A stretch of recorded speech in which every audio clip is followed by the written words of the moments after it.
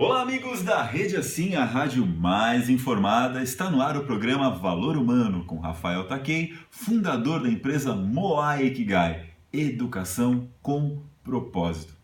Quando a gente fala de propósito, é o que traduz a sua essência, aquilo que você é. Agora, propósitos são muito mais poderosos quando o seu propósito de vida se transforma em um projeto de vida. Quando você tem passos, quando você tem metas, quando você tem formas organizadas e contínuas de viver aquilo que realmente move o seu coração.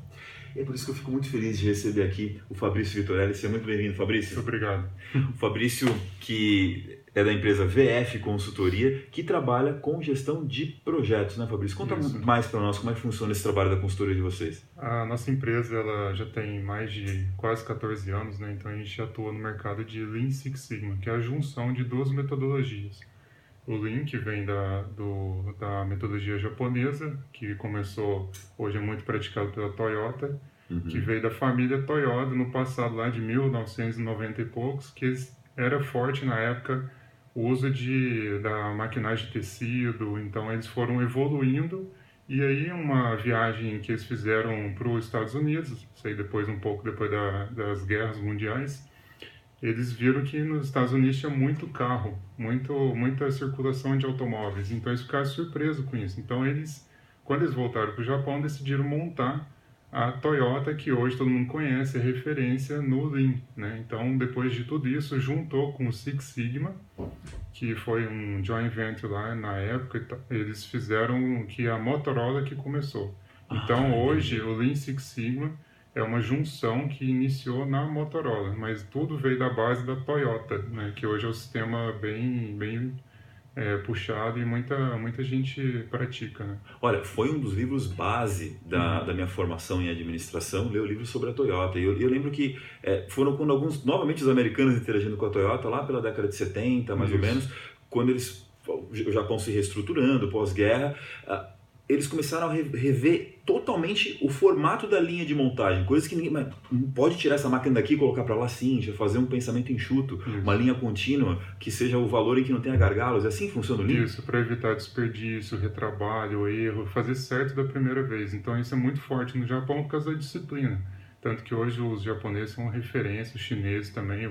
As pessoas asiáticas são referência na disciplina. Então vem tudo isso desse passado que eu admiro muito.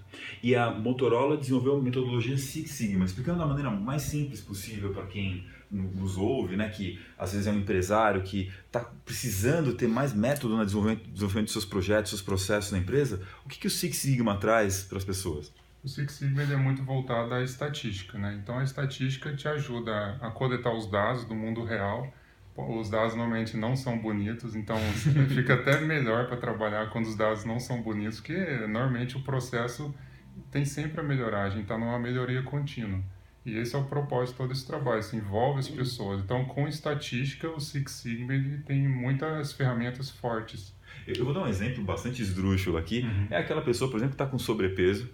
E aí fica, eu preciso emagrecer, mas o cara não sabe quanto que ele está de massa magra, massa gorda, ele não sabe quanto que ele corre, quanto que ele não corre, como é que está o colesterol. Todo o começo de um trabalho de cuidar da saúde dessa pessoa para ela ter um bem-estar, começa com mensuração, com estatística, para falar, você está nessa situação, o quanto que a pessoa come, o quanto que ela se exercita, e aí a gente consegue realmente começar um projeto, até mesmo um emagrecimento, né? Tanto que tem uma metodologia. Então, primeiro chama DMAIC, que você vai definir, depois você vai medir, aí você vai analisar, melhorar e depois controlar, para não perder o peso, né? Para você continuar o peso que você quis chegar, né? Então, tem todo um passo a passo, né? Para não ter retrocessos, né? Tem que ter um freio contra retrocesso quando a gente faz Six Sigma. E o mais difícil de tudo isso é o definir e o controlar. O controlar é muito gerencial, então você tem que ter um controle da situação. E ao definir, você tem que ter o propósito, o método, o jeito, aonde você quer chegar, entendeu? E como que a VF Consultoria trabalha com essas duas coisas integradas? De quando o cliente chega lá, sei lá, eu tenho uma pequena indústria ou eu tenho um comércio, como é que vocês começam a abordagem de vocês? Essa pergunta é muito procurada, né? Tanto que a gente às vezes chega na empresa... você entende disso? Eu falei, não, a gente vai unir o nosso conhecimento com o da empresa. A gente une o nosso conhecimento de prática. A nossa empresa já tem quase 14 anos. Eu, de experiência pessoal, tenho 7, 8 anos que eu já trabalhei antes da VF. Então a gente vai unir o conhecimento nosso, da nossa empresa, com a da outra empresa, e isso chegar onde a empresa quer chegar.